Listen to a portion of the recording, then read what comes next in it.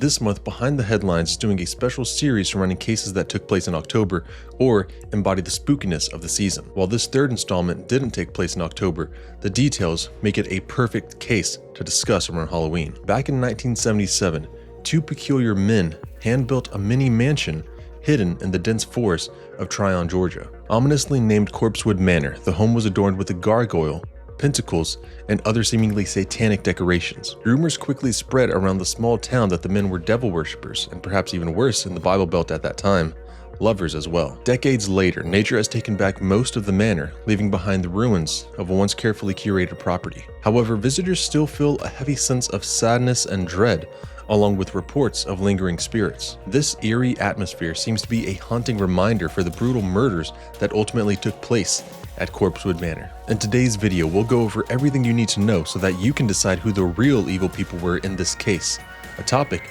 that continues to spark debate even today. To do that, we need to go behind the headlines.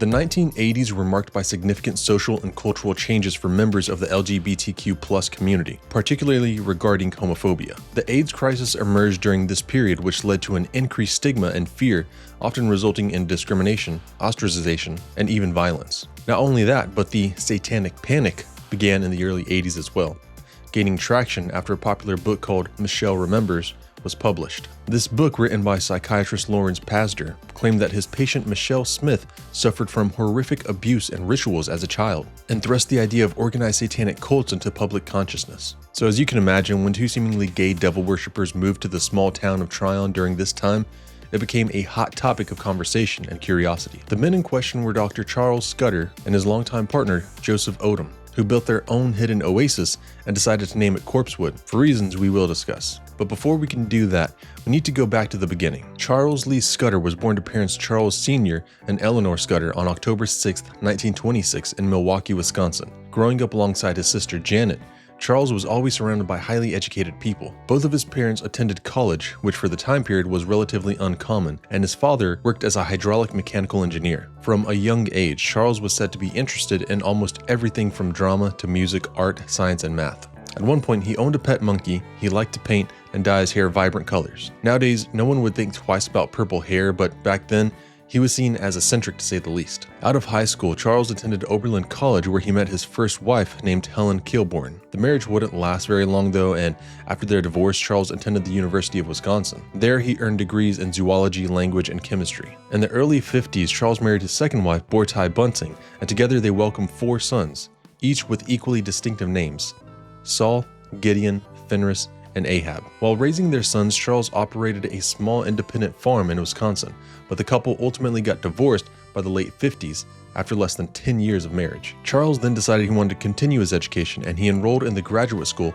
at the Loyola Stritch School of Medicine in Chicago, earning his PhD in pharmacology. There he began learning the harp as well, and became so accomplished that he was even offered an opportunity to play in the Chicago Symphony Orchestra. After graduating, he worked as an associate professor in the pharmacology and experimental therapeutics department at Loyola, and became the associate director for the university's Institute of Mind, Drugs, and Behavior. Charles was known by his colleagues to be an extremely open-minded and unorthodox thinker, even working on government-funded experiments with psychoactive drugs such as LSD. It's not really clear what the custody arrangement between Bortai, Charles, and their 4 sons, but it seems as though sometimes Charles had 2 of the boys while Bortai had the others, or they were trading off. There were court filings in regards to child support, but regardless, Charles did often have all of their sons living with him off and on. With the money he was making as a professor, he purchased a mansion to live in with his children on Chicago's East Side. He filled the home with rare and unique antique furniture, and did his best to raise his boys as a single parent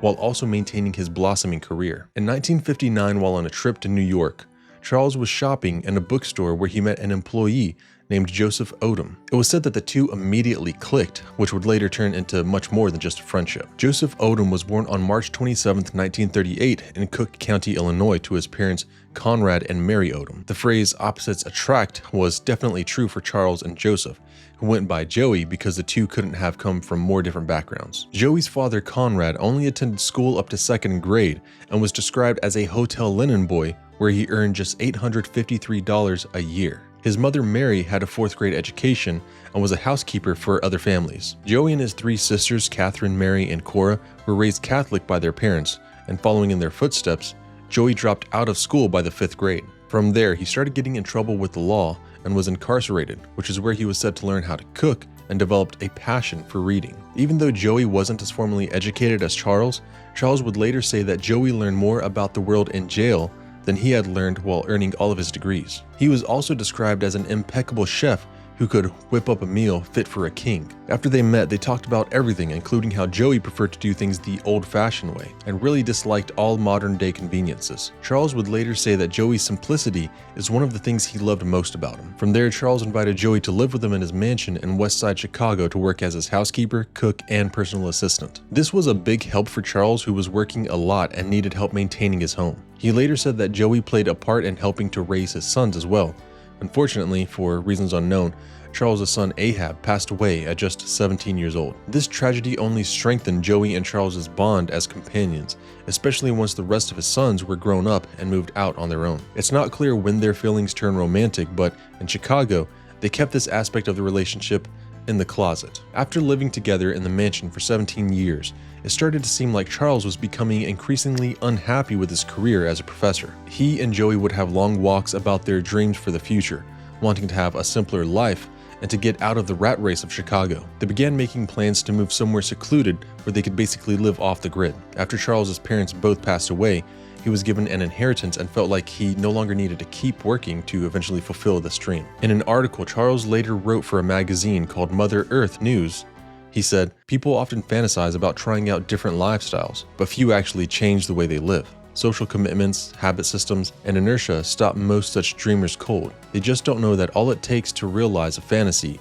is a small amount of money, a bit of luck, and a whole lot of courage." I was old when I came into a modest inheritance, which amounted to a monthly income of around $100. I lived in an old mansion in a decaying residential area that was more like a mausoleum, a tomb requiring care, cleaning, and endless costly repairs. I was plagued with taxes, light bills, gas bills, water bills, heating bills, and the helpless feeling that resulted from watching my old neighborhood disintegrate into the urban ghetto. I had a good job as an associate professor in a medical school, so I received a salary raise each year, but of course, it was always more than swallowed up by inflation. And as time passed, the medical students grew more unruly and less interested in learning. The standards of the school steadily dropped, and my department became a hotbed of office politics, backbiting, and resentment. As soon as I got home each evening, I'd change into my old jeans and muddled about in the garden, finding there the only real moments of satisfaction left in my urban life. In such a melancholy environment, it was no wonder that I suffered from continual hankering, vexation, and apathy. But then I inherited my little income, and I thought, I want out. Oh man, do I ever want out. The only person I really had to consider before making a move was my loyal friend and housekeeper, Joey, who for 17 years had cooked for me and my boys and cared for the mansion. It seemed out of the question for me to ask Joey to move to a pretty ticky-tacky house in the suburbs, because he seemed to have an inherent dislike for anything modern. Furthermore, I knew I could never live in an apartment, a type of dwelling which I considered to be only slightly better than a prison. So I wondered, where shall we go? What shall we do?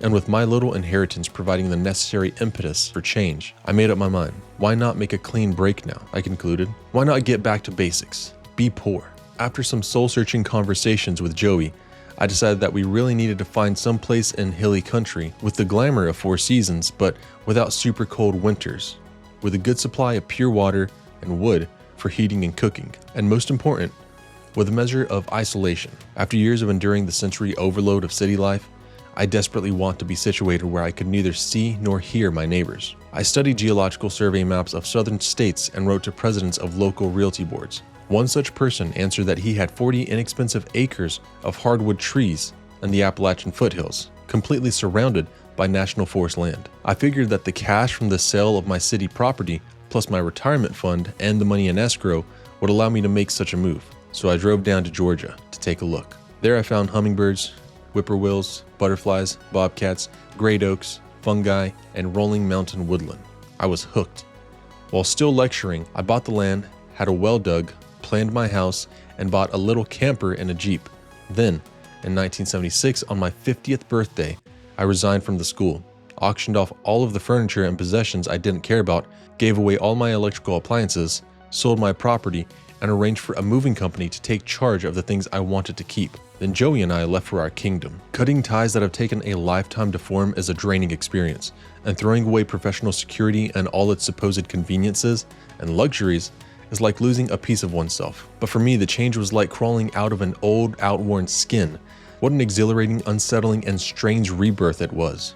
Charles and Joey's new property was a 40-acre plot of land in Trion, located in Chattooga County, and only accessible via an old logging road surrounded by the Chattahoochee National Forest. When they first arrived, the dead carcass of a horse lay in the middle of the path leading to the property, causing them to name it Dead Horse Road. The fall season has stripped all of the leaves from the trees, which gave the men the idea of naming the land Corpsewood. They lived in their camper along with their two huge English mastiffs named Beelzebub and Arsenoth. Beelzebub means Prince of Devils, and Arsenoth is said to be a character from a story written by one of Charles's favorite authors, H.P. Lovecraft. While living in the camper, the couple set off on creating the house of their dreams, and with little to no building experience, they had to learn everything themselves. In the article with Mother Earth News, Charles wrote, "Our first task was to list our priorities and to make necessary purchases.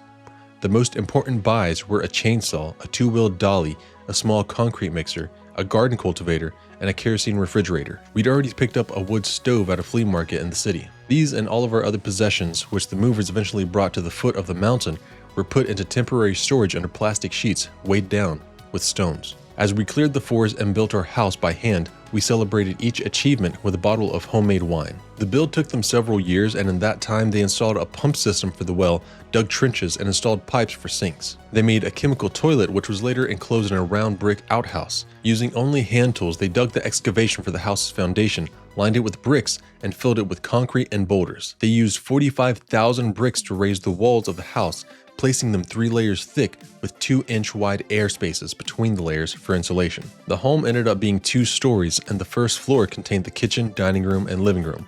Upstairs were the bedrooms, and they built what Charles referred to as a circular staircase as well. Even though it was relatively small at only 1,400 square feet, it definitely resembled a mini castle in the woods, albeit a little creepy in some people's opinion. They decorated the house in a gothic style, including 2 human skulls that Charles had swiped from the medical school before he quit, and with custom stained glass windows he made himself. One of the windows featured a skeleton, one a sigil used by the Church of Satan called Baphomet, and another with flies. There were also 4 chimneys on the roof decorated with pentacles, a round brick gazebo connected to the house with a bridge that had the now infamous pink gargoyle on top. Outside, they grew a circular rose garden, fruit trees, grapevines, and a vegetable garden that produced fresh corn, cabbage, carrots, turnips, and more. They eventually built a 3-story chicken house with the chickens producing eggs on the bottom. The second story was used for food storage, and the third was... we'll get into that in a bit. In the article, Charles wrote, "We live in a grand style on a little over $200 a month. Of course, we have no electricity, no phone, and no television set, but we don't miss those things. We also have no electric bill, no phone bill, no water bill, and no fuel bill. We owe no one." Obviously, with all the not-so-subtle satanic decor, it's not hard to see why people would assume that the couple was in fact satanic. However, whenever it comes to religion, there are varying perspectives on whether or not they were actual Satanists or just said so for shock value. Charles was always interested in the mind and consciousness connection with nature, and read books about various religions, including Satanism. There was also documentation that he had paid for a membership to solidify his affiliation with the Church of Satan, had a subscription to the church's newsletter called the Cloven Hoof, and even a birthday card from the founder, Anton LaVey. However, some people believe that Charles was more into the aesthetic and the idea of going against the grain, rather than actually worshiping the devil. Also, it's important to note that on the Church of Satan website, it says, "In Satanism, each individual is his or her own god. There is no room for any other god, and that includes Satan. When researching online, I learned that there are misconceptions that many people, including the residents of Trion, probably had regarding the Church of Satan. From what I've gathered, the Church of Satan was founded in 1966 and is said to promote a philosophy that is often misunderstood as devil worship. Apparently, its members don't believe in or worship a literal devil, but instead advocate for individualism, self-indulgence, and personal empowerment, often using Satan as a symbol of freedom and opposition to traditional religious norms. In contrast, people who worship the devil may engage in actual theistic Satanism, which involves the belief in and veneration of a supernatural being considered the devil. This group may participate in rituals that seek to invoke or honor this figure, viewing him as a deity or spiritual guide. So even if Charles and Joey were in this organization, that doesn't necessarily mean that they were worshiping Satan. People who knew the couple said they were actually staunch atheists who chose to celebrate worldly pleasures that they felt were denied to them by Abrahamic religions. Charles was known to be interested in tarot cards, certain pagan traditions, and all sorts of things that I don't think can be categorized into one box. That being said, they obviously just wanted to be able to live their lives together in peace without judgment for their less than mainstream interests. Before Charles left his job, in addition to the 2 human skulls, it's been said that he also took 12,000 doses of medical-grade LSD to bring with them to Georgia. However, there's speculation on whether or not he actually used these drugs himself or wanted to have them for other reasons. Over time, Charles and Joey got fully settled into their haven, but one thing they didn't really factor into their desired privacy was that they would have to go into town to get food and other supplies they needed from time to time. Many people say this was their fatal mistake because residents of the small town weren't very receptive to having gay devil worshippers living among them. They had gotten the land so cheap because the area was impoverished at the time, and many people just weren't immediately accepting of outsiders. It became sort of a hobby for teenagers to ride around and go look at the devil worshippers in the woods, and since so many people hunted, they'd often stumble upon this creepy castle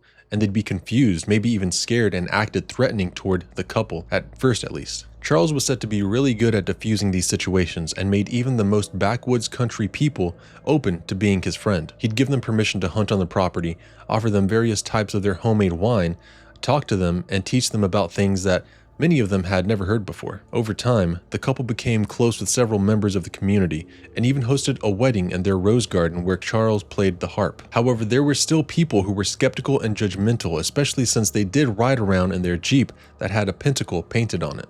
According to their friends, even though Joey and Charles loved each other, that didn't mean they were monogamous. In fact, once the manor was complete, they began hosting sex parties that primarily took place in the top floor of the chicken house.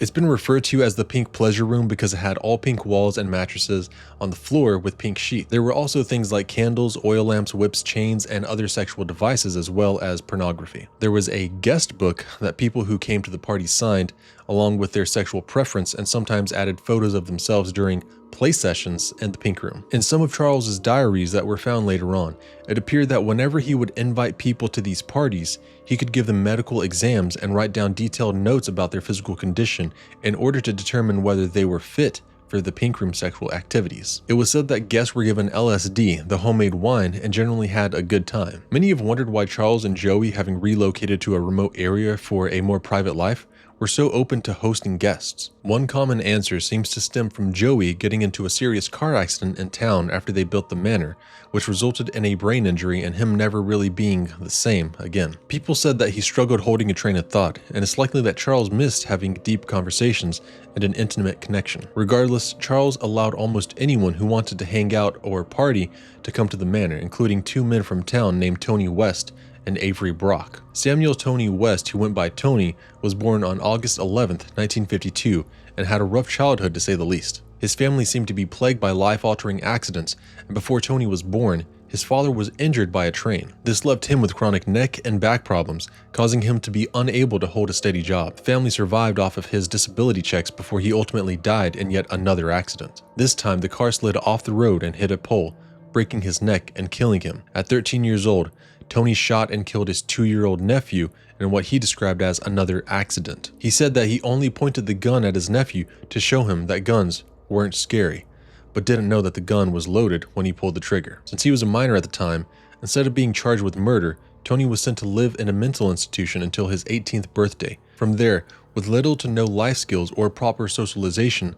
he began getting into trouble with the law and was put in jail in the late 70s. He somehow ended up escaping from jail and went on to get married, only for more problems to arise. After getting into an argument with his brother-in-law named Kenneth, Tony pulled out a gun and shot him. Kenneth ended up surviving the shooting, but with no job and nowhere to stay, Tony decided to turn himself in to the police. It was soon discovered that he was actually an escapee, and he ultimately decided to plead no contest in the shooting of Kenneth. For some odd reason, he wasn't given any extra time for the escape or made to serve out the remainder of the theft sentence, and only required to serve 3 years in prison. When he was released, his wife had since filed for divorce and decided to move into a trailer owned by his sister near Trion. It was there he met a 17-year-old boy named Avery Brock, who would soon become his partner in crime. Kenneth Avery Brock, who went by Avery, was born in 1965 in Walker County, and like Tony, didn't have an easy childhood. At just 7 years old, Avery lost his father to a cerebral hemorrhage, and unfortunately, didn't get along with his stepfather after his mother remarried. He was ultimately kicked out and forced to fend for himself, and by 17 years old, had dropped out of high school and was stealing food to survive on the streets. When he was able to find odd jobs, he worked hauling logs and became very familiar with the surrounding national forest and Trion. This included being familiar with Corpsewood Manor. Avery first came into contact with the Corpsewood couple while deer hunting with his friends, and they were given permission to continue utilizing the land. Charles was also said to have offered them some of his famous homemade wine, which the teenagers came back for often. Much of what was said to have occurred between the couple and the teenagers hasn't been proven, so since they're no longer here to defend themselves, I think it's important to keep that in mind going forward. That being said, Avery would later say that the couple eventually invited him up to the Pink Room on one occasion, and was given some of the wine that was much stronger than he had expected. He said that Charles began performing oral sex on him while intoxicated and at only 17 years old. It's also important to note that during this time, the age of consent in Georgia was 14. However, unmarried sexual activity, including sodomy and oral sex, was against the law. Regardless if true, doing anything with a minor is just creepy in general, legal or not. Even though Avery later claimed that he was angry at Charles for taking advantage of him, he continued to return to drink and said that there were other sexual encounters. When Tony met a then 17-year-old Avery in 1982, he was 30 years old and felt bad for the homeless teenager. They connected over losing their fathers, their love of drinking, and getting high. Tony decided to take Avery under his wing and allowed him to move into his trailer. With little to no money for alcohol or drugs, the two often resorted to huffing things like paint thinner and glue to get high, but Avery told Tony that he knew of a way they could get free alcohol. He told him about the devil worshippers in the woods, and they decided to go get some of the wine that Charles always offered. When they got there, Charles invited them up to the Pink Room as usual, but at that point, it seems as though Tony didn't know what usually went down. After talking and drinking for a while, they all became pretty drunk when Charles was said to have started performing oral sex on Avery. Tony later said, "Scudder had homosexuality with Avery, and then he reached over to have it with me, and I told him I didn't believe in it. I wasn't brought up that way, and I left." On the drive back home, Avery apparently insisted to Tony that he wasn't gay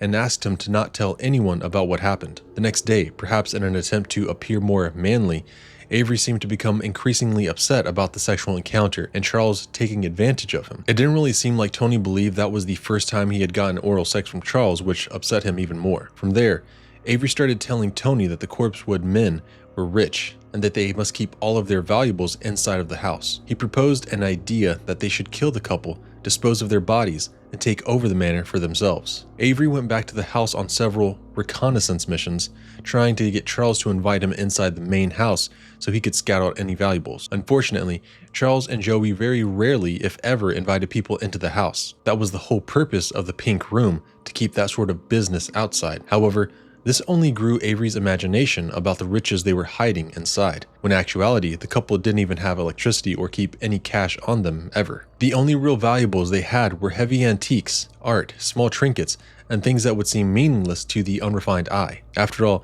they had built Corpsewood to live simply, not to stockpile their non-existent wealth. Over the next several weeks, perhaps due to huffing all that paint, Avery convinced Tony that killing and robbing the Corpsewood couple would be a good idea. Given that everyone knew about their two huge English Mastiffs, they needed a weapon more powerful than just a knife. On December 12th, 1983, Avery went to his mother Betty Jo's house and asked to borrow her .22 caliber rifle for rabbit hunting, which he had done countless times before. From there, they went over to Tony's sister's house to watch some football with his nephew, 19-year-old Joey Wells. Earlier in the day, Joey, who I'll refer to as Joe so we don't get them mixed up with Joey Odom, had met a girl named Teresa Hudgens, and asked her to hang out later. She agreed, and when she showed up for their date, Tony and Avery unexpectedly invited Joe and Teresa to join their outing to the woods for some free alcohol. They would later say that they thought Charles would be more trusting and less likely to try any homosexual stuff if adolescents were there with them. Regardless, the four loaded up into Tony's car and stopped at a convenience store for gas and cigarettes. And then, so we all got in the car from there, and we left to go to the mountain. And then they told me they was going to go to these devil worshippers' house. That's when I first knew they was called devil worshippers, to drink wine, and then we was going to leave. So we was already in the car, was going towards the mountain. On the way up to the manor, they all took turns huffing a mixture of rubbing alcohol, paint thinner, and glue out of a bucket, which they referred to as Toodaloo. When they arrived, Charles came out and greeted them like he did all of his unexpected visitors. He invited them into the pink room, and they all made their way up the ladder along with the bucket to continue huffing. They sat around on the pink mattress, and as you can imagine, Teresa and Joe were in awe of the whole place and the interesting man who was giving them free booze. They talked for a while before Avery asked Charles for some more wine, so as a good host, he went back down the ladder to get it. After he returned, Avery said he was going to the car to get some more Toodaloo. So we all got out of the car, and we went to the chicken coop guest house. And Charles Scudder said we could all talk, sit down. Then Mr. Scudder said, let me go down and get some wine. So he went down the ladder and went to the house or somewhere, I presume, and get the wine. And then he came back up, and then he started passing out the bottles of wine. And then we were just sitting there, and then Avery said he wanted to go down and get some more wine, or the Toodaloo. I get confused about it. When he arrived back, he was holding the rifle. By that point, Charles was pretty drunk and didn't immediately respond in fear, and instead jokingly said, "Bang bang," while swaying and laughing on one of the mattresses. I mentioned earlier that Charles always had a way of diffusing potentially dangerous situations, and for a while it seemed to work. Avery propped up the gun and sat back down in the bed where they continued to chat and drink. However, about 20 minutes later, things took a sudden and dark turn. When Charles got up again to go retrieve some more wine, Avery grabbed him by the hair, pulled his head back, and put a knife in his throat. Still trying to laugh off the situation, Charles reportedly said, "What game are you playing? I'll play your game." However, his nonchalant attitude seemed to anger Avery, who then violently shoved him onto the bed. He used the knife to cut up the sheets and tied the strips around Charles's feet and arms behind his back. He then started demanding for Charles to tell him where the money was, to which Charles answered honestly that there was none. The small amounts of money he and Joey, who was in the house at the time, did have was in the bank. By this point, Teresa was confused and afraid of what was going on and began crying. She thought that Avery and Tony planned to hurt her and Joe too, and begged for them to let everyone go. Even in his condition, Charles asked her if she was alright before Tony stuffed a gag into his mouth. Joe and Teresa ran out of the pink room and bolted for the car, which strangely wouldn't start. Tony ordered them back up into the pink room and said that he didn't want to hurt them, but would if he had to. They continued to try to order Charles to tell them where the money was, but when they got no answer, they thought they might have better luck with Joey, who was cleaning in the kitchen completely unaware of everything going on. Avery took the gun down the ladder of the chicken house and made his way toward the mini mansion. With Avery now out of the pink room, Joe tried to beg his uncle for them to just leave, but Tony reportedly replied, "It's a way of life." At the same time, Avery could be heard yelling at Joey to get the dogs and come out of the house. Seconds later, shots rang out, but they were muffled and clearly coming from the inside of the home. The remaining four sat in silence for a few minutes before he returned and said, "I killed that man and those dogs." Avery went down, then he came back up, and then he had a rifle in his hand. And then they started tying Mr. Scudder up and putting a gag on his mouth and asking where the money was and who all was in the house. And then Mr. Scudder said that Joey was in the house and the two dogs. So Avery went down the ladder, went in the house, and we heard several shots from the house as we was up in the guest house. And then then Avery come back up to the chicken coop and told us that the two dogs and Joey Odom was dead, so we could all go in the house. From there, Tony and Avery yanked Charles up and forced him down the ladder. They arrived in the kitchen with Joe and Teresa following nervously behind. There, they all saw Joey shot on the floor with 4 wounds to the head and 1 in the arm. The dogs were shot dead as well, still curled up beside the couple's wood heater. Charles could be heard crying and moaning in agony at the sight of Joey, but Avery and Tony pushed him into the living room and sat him on the couch. They pulled out his gag and continued asking him for the money, which through his tears he tried to explain wasn't there. With his hands and feet bound, Charles tried to get up to hobble his way to Joey, and Tony said, "Sit down or I'll shoot you." By that point, it seemed as though Charles had given up and didn't care anymore. He was more than likely going to die anyway, and he was going to do it on his own terms beside the love of his life. As he continued toward Joey, he cryptically said, "I asked for this." A second later, Tony shot Charles in the face. What was Dr. Scudder's last words? I asked for this. What do you mean by that? I don't know. When he stood up and right before Tony shot him, he said, "I asked for this." I don't know what he meant. The first shot didn't kill him, but did bring him to his knees. Again, he struggled to get up, causing Tony to fire 4 more shots until finally Charles slumped down against a bookcase. So then he said he didn't have any money. So Mr. Scudder just got up off the couch, and when he stepped up off the couch, Tony West told him if he didn't stop, he was going to shoot him. So Mr. Scudder just walked to his right, and when he did, Tony West shot him with a rifle. From there, Avery started celebrating, bragging about how rich they were going to be. As Avery and Tony ransacked the house, both Charles and Joey made gurgling noises and had to be shot again for the killers to ensure that they were truly dead. They raced up and down the stairs looking for the money, only to be left seriously disappointed when they realized that Charles was telling the truth. All they found were a few coins, a couple pieces of jewelry, a pair of handcuffs, bottles of wine, a gold-plated dagger with a jewel-encrusted handle, some silver candelabras, and a pistol in Charles's desk drawer. They didn't find the hidden vials of LSD and weren't aware of the value of many things in the home, like the furniture and the gold-plated harp, but even if they did, they wouldn't have been able to take those things in their small car anyway. Speaking of the car, when the group was ready to leave, the engine still wouldn't start. Avery forced Joe and Teresa to help load up their small loot in the couple's Jeep and drove them home while Tony stayed behind until he could get his car to start. Back at their trailer, Tony and Avery told Joe and Teresa that they were leaving town and threatened to kill them if either went to the police. And Tony said, "Well, if you just do what we tell you to do, you'll be alive. We won't kill you." I said, "If you don't," I said, "we're going to kill you and leave you up here." And I was crying and everything. By the time Joey came back downstairs, and he just left me alone. He didn't try to bother me or anything. When Joe and Teresa were finally able to go back to his mom's trailer, Teresa said that she wanted to report everything immediately. However, Joe told her that he wasn't going to get his uncle in trouble. Later, after Joe's mother got home, she could tell something was wrong, and Teresa ended up telling her everything that happened. Shockingly, instead of being empathetic or the adult in the situation, she agreed that she shouldn't go to the police because she didn't want to get her brother in trouble. Joe's mom couldn't trust that Teresa wasn't going to report what happened and actually forced her to stay in their trailer without access to a phone for 4 days. When Joe's mom eventually left to go play cards, Teresa was able to sneak and use the phone and called her uncle to come get her. By that point, Tony and Avery had already left town in their victim's Jeep, but since Charles and Joey lived in relative isolation, no one was even aware that they were dead. They traveled through Alabama and Mississippi and talked about heading to Mexico, but they knew it was only a matter of time before someone discovered the bodies, and they needed to find another vehicle. While at a rest stop in Vicksburg, Mississippi, an off-duty police officer saw the Jeep with the strange markings,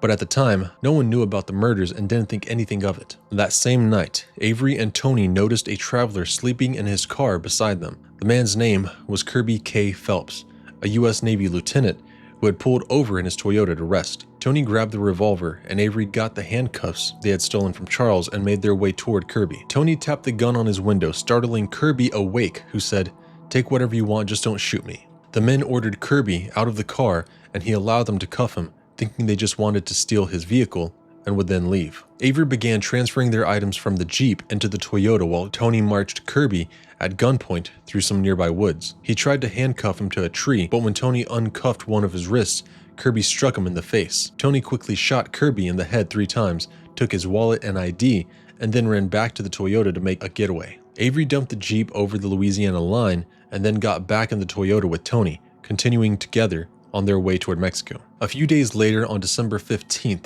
2 friends named Frank Smith and John Dolan were using metal detectors searching for old Civil War relics. This was a hobby they did on their off days and decided to check out some woods near a rest stop in Vicksburg. That's where they discovered Kirby Phelps' body, and they immediately alerted the police. However, Kirby's wallet and ID had been stolen, and he was originally entered as a John Doe. That same day back in Georgia, a friend of Charles and Joey named Raymond Williams headed over to the manor to deliver them some bad news. A mutual friend had passed away, and since they didn't have a phone, Raymond wanted to come over and let them know. When he got there, he noticed that their Jeep wasn't out front and figured that the couple had gone into town. He left and decided to return the next day, but when the Jeep still wasn't there, he felt like something was off. As soon as Raymond approached their front door, which was left slightly ajar, he immediately saw that the kitchen was riddled with bullets. Without even going inside, he jumped back in his car and raced into town to call the police. When the police finally got to Corpsewood Manor, as soon as they stepped inside, that name took on a whole other meaning. Given that Charles and Joey had been in the home for days, the entire property smelled like death. When they saw the men and the dogs dead on the floor, they called for backup and proceeded through the house with caution, unsure if a killer was still hiding inside. After clearing the home, an investigation ensued and their Jeep was reported as stolen. As luck would have it, since the Jeep and the markings struck out like a sore thumb, it was located abandoned in Louisiana and quickly determined to belong to the couple. The lead investigator on the case spoke to authorities in Louisiana and explained the situation, that the owners of the Jeep had been murdered in their home.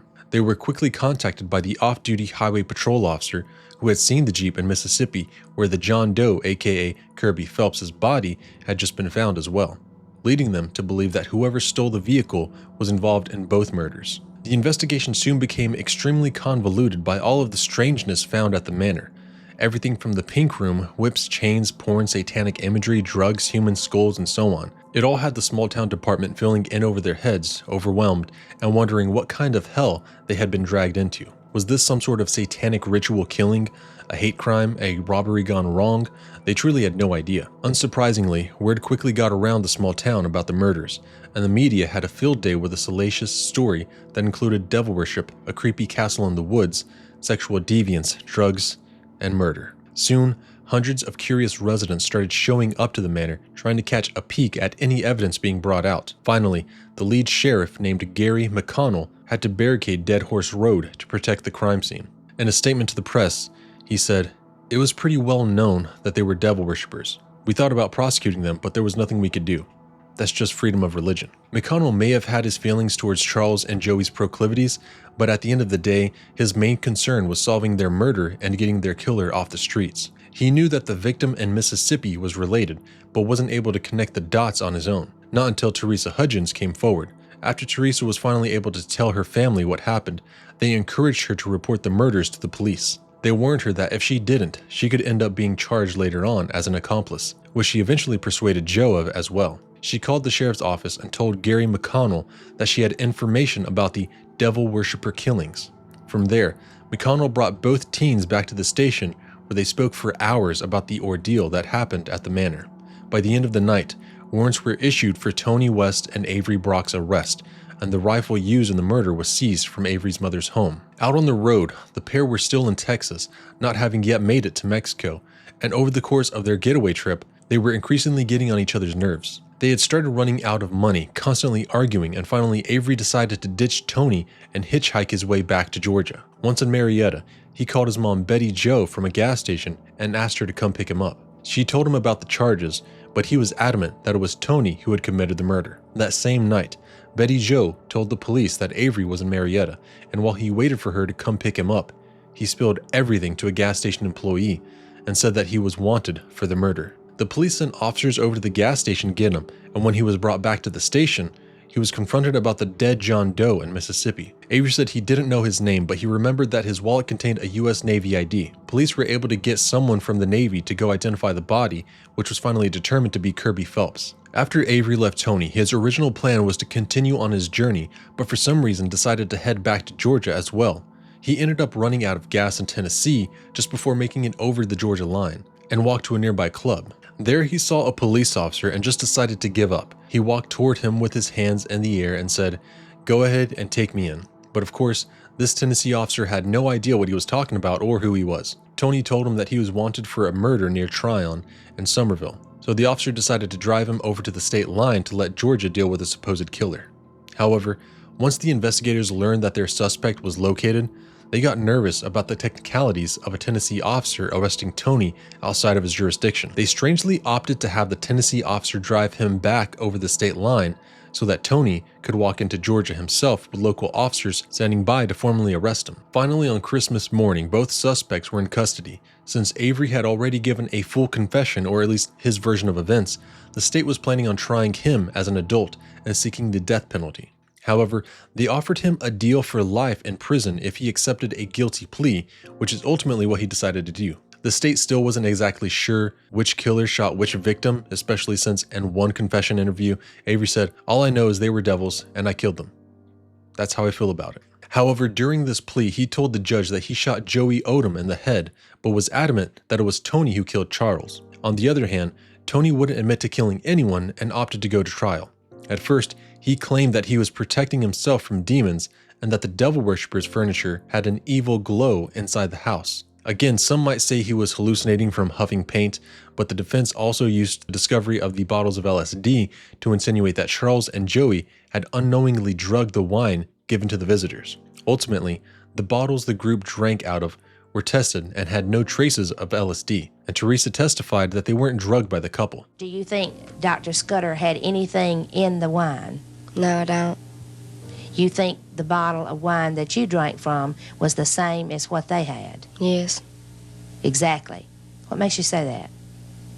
Well, I don't think they was drugged up or anything because they acted, just the way they acted just like I did, except for being scared. They had sense. They knew what they was talking about when they was talking. Another key witness was Joe Wells, Tony's own nephew, who testified that he and Avery told him 2 days before the murder that they were going to live in the devil worshipper's castle. Regardless of how horrible and evil the defense tried to paint Charles and Joey, the jury could see that the murder was calculated and a result of Avery and Tony's greed. Maybe the couple were devil worshippers, but the jury didn't buy that the devil had anything to do with the killer's plan, or that they were drugged, bewitched, or protecting themselves from demons. Tony was found guilty and sentenced to death by electric chair, but unfortunately, that's not the end of the story.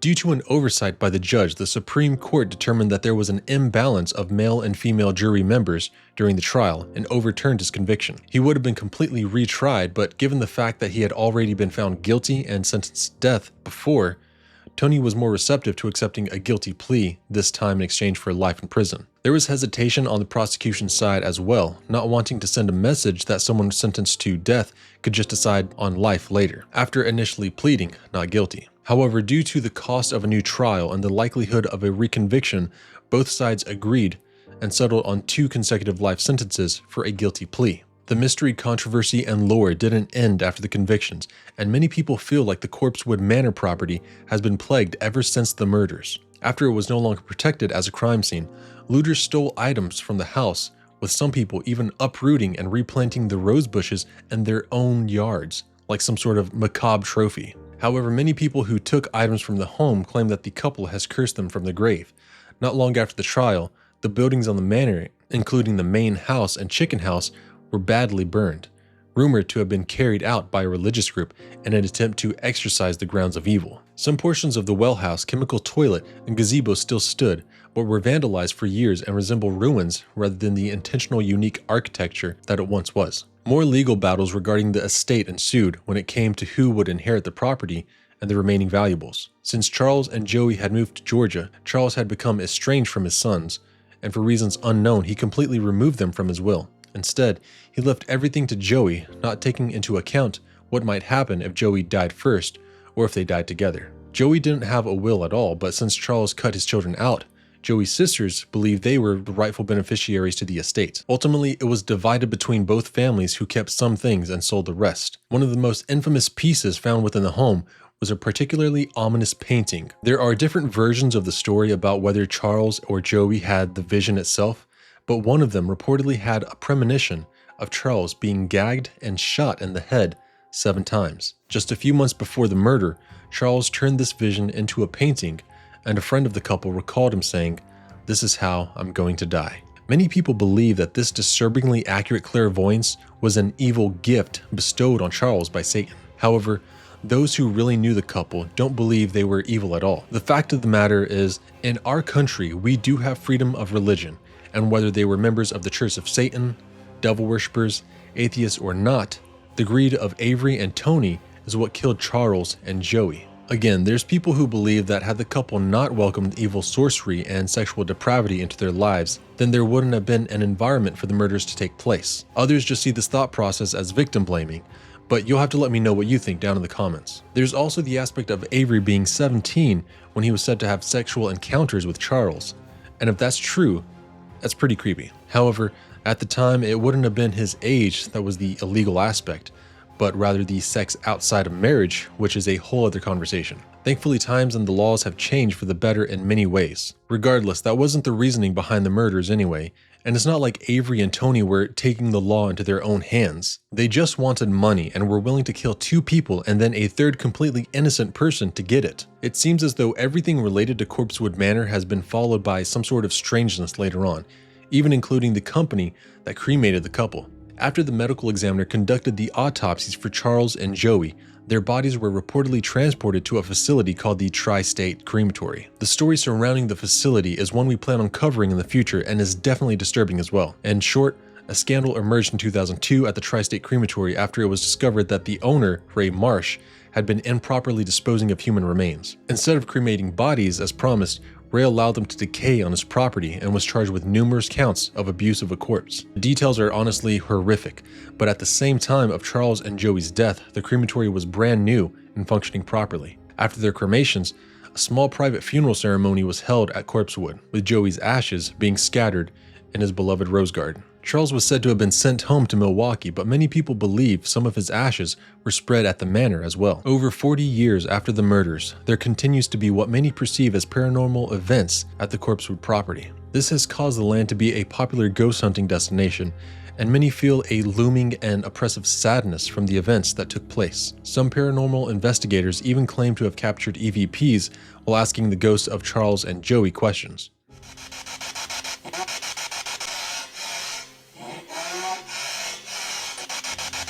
Joey, are you here with us?